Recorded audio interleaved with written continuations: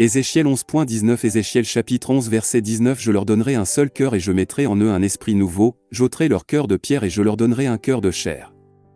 Ce verset fait partie d'une vision et d'un message que Dieu a donné à Ézéchiel, dans lesquels il promet une transformation spirituelle pour le peuple d'Israël.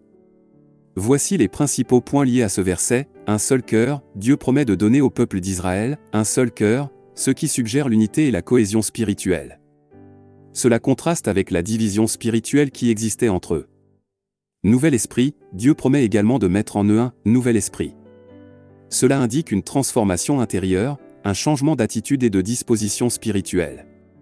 Du corps de pierre au cœur de chair, l'expression « je leur enlèverai leur cœur de pierre et leur donnerai un cœur de chair » est une métaphore puissante.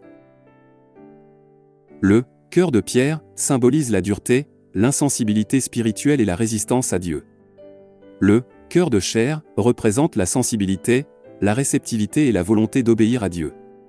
Ce verset est une promesse de Dieu selon laquelle il rétablirait la relation avec le peuple d'Israël, même après la dure discipline qu'il a subie. Il promet de transformer leur cœur et de renouveler leur alliance spirituelle.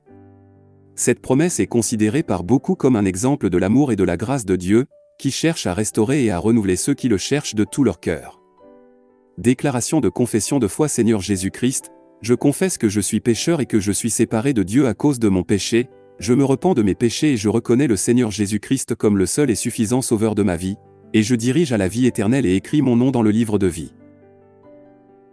Amen. Éphésiens 2, 8-9, car c'est par la grâce que vous avez été sauvés, par la foi, et cela ne vient pas de vous-même, c'est un don de Dieu. Non pas des œuvres, afin que personne ne puisse se glorifier. Jean 3, 16, car Dieu a tant aimé le monde qu'il a donné son Fils unique, afin que quiconque croit en lui ne périsse pas mais ait la vie éternelle.